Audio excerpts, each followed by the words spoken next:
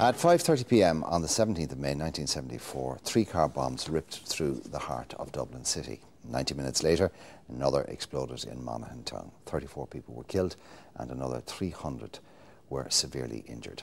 Ed O'Neill lost his father and received serious injuries from the bomb that hit Parnell Street. Pat Fay's father was killed by the same blast. Both men feature in a TV3 documentary about the bombings, which airs on Sunday. Before we hear their stories, let's take a look at a clip from the documentary.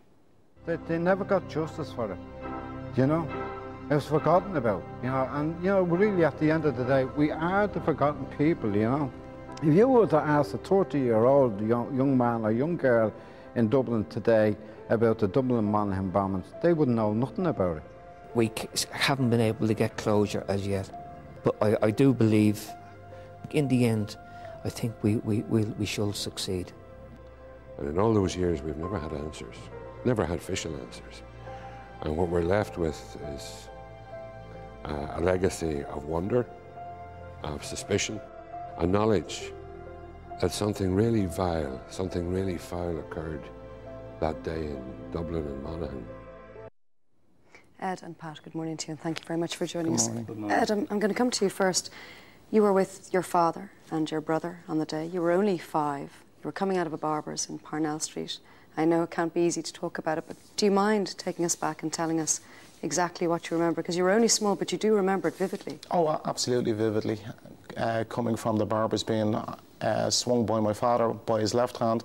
My brother was on his right side. My brother had tore a button from his lapel from his overcoat, and it rolled along the pavement. As he bent down to pick it up, the bomb exploded. And you are alive because your father shielded you, he protected you? Yes, indeed, yeah. Yeah. And your father lost his life? He did. He tried to push me behind him, and I mean, final act of a desperate man, I believe. But it was a case of I would go to the grave believing that he knew at that particular moment in time that he was going to die, and he tried to save me. Your brother suffered horrific injuries as well, but he survived also. He did. That must have bonded you two very closely together, that incident. Extremely closely. Extremely closely. But you've dealt with it in different ways because you're fighting for the truth, Ed. That's what this is all about. We have our different methods. I always find it better to believe that if more people know about it, the more questions will be asked. Billy, on the other hand, while the injuries he suffered were quite severe as well, it's been a different method for him to deal with, in that he just will not speak about it. Which is understandable. Yeah, we've spoken and met on several occasions over the 10 years, and it was funny, you arrived in this morning before we started, and I went, here we are 10 years on, and we're still in the same place, which is absolutely appalling. But of course you have daily reminders of it in terms of the injuries that you suffered. Fractured skull, broken jaw, ruptured arteries in your neck and your leg, loss of your left kneecap, lacerations to your legs, and you're still getting bits of shrapnel out of your back every now and again. I am indeed. I am indeed. But you see, Mark, from a personal perspective, certainly from my point of view, all we're looking for now is just some closure in light of the Savile report issued in the House of Commons. But unfortunately, the Irish government are just not they're just not interested. We just want to see these archives released. The state dropped their challenge to our request to get hold of the McEntee archives, but they are just not allowing us. But you see, Pat, I want to bring you in here as well. You're actually looking for something even harder than justice. You're looking for the truth. Yes. And this is, and everybody, the dogs in the street know, this is a huge, dirty secret. And we know the reasons why, but we can't say it because we can't prove it. But everybody knows. Correct. So how are you going to get the truth? Well, last year the Irish government stopped the funding.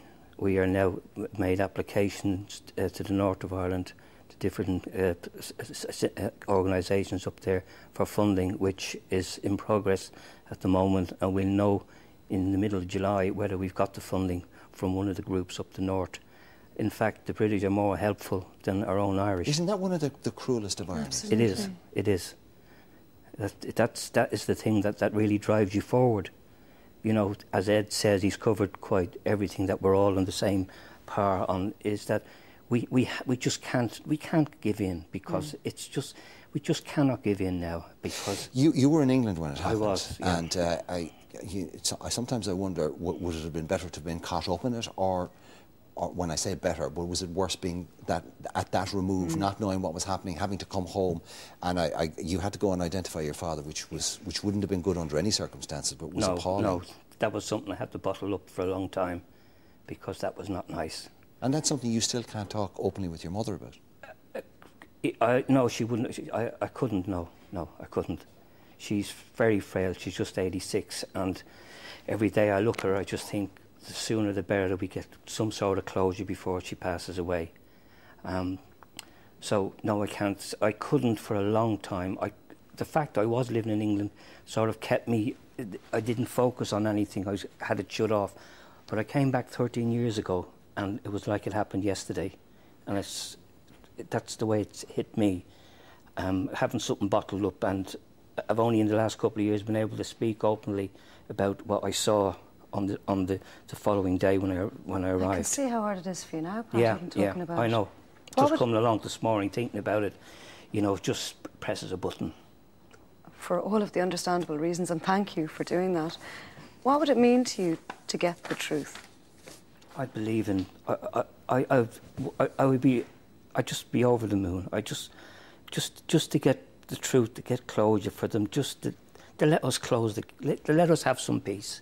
Does it feel like you can't let your father go properly until the truth is there? Correct, exactly. Would you feel I can't go to way his grave because it's like talking about it now.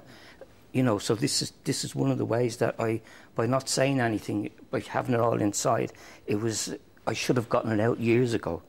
And it's now probably worse than ever in the last few years even. Ed, you've been involved in the campaign to get information, to get justice, to get the truth at almost every hand's turn. Yep. You've been blocked or ignored or being poo-pooed away. I mean, it's going on for 30 years. You still haven't given up. How close are you, do you think, to getting the truth? Quite close. But Mark, you know... What needs to happen for you to get it? Here's a fact that an awful lot of people need to actually realise. About 2.5 years ago, there was a collusion debate in the Dáil. I was actually sitting in the visitors' gallery. Over 90% of the TDs in that Dáil chamber actually voted against having a full and open debate. The question has to be asked is, why did they vote the way they voted, when they voted? Nobody's been able to answer that to me adequately yet. You get the usual political sound bites from the likes of Enda Kenny and members of the Labour Party and Fianna Fáil. Oh, the Dublin and Monaghan bombings was a terrible thing. Yes, it was a terrible thing. You get an awful lot of people saying that the British bear an awful lot of responsibility towards this. Yes, they do. But the question, again, also has to be asked is, why are the government, even after the 30-year rule has expired, continuing to keep these documents secret? Do you think in any way they might be thinking, we've made a lot of progress down the road, a lot of things change, a lot of peace has passed, we don't want to open this sore again? I'm not saying that that's what I believe, but do you think that's what they're saying inside? Peace is great. The prosperity that this country has been enjoying for the last several years is fantastic. But without full and open disclosure and everybody coming up and saying, I did this, I did that, you will not ever get any real sense of peace in this island. I firmly believe it. Peace for you and peace for all of the people who lost, the 34 people who died that day, and for the people who lost their lives themselves. I wake up every single morning, I go to shave. I'm reminded on a daily basis. There's people in this city, in this country, who don't even know the Dublin and Monaghan bombings happened. I mean, it is a complete travesty. When McEntee gave his report, the only thing which I didn't know was that there was a bonfire in C3 headquarters in the Phoenix Park. By way of an explanation, the Garda Commissioner just said, well, we have instituted a set of procedures whereby to ensure this would never happen again. We don't know what was burned. We don't have an inventory. We don't have a chain of custody records for the evidence that was burned. In any other democratic country, the police burning evidence would be a national disaster. Well, look, the most important thing, first is that people are not forgotten. It is not forgotten. Yeah. And then if it's not forgotten, the questions won't be forgotten and they won't stop being asked. So for the time being, thank you very much indeed. Thank you very much. Thank you. Thank you, Pat. Okay, we will take a break. We'll see you back in a few minutes' time.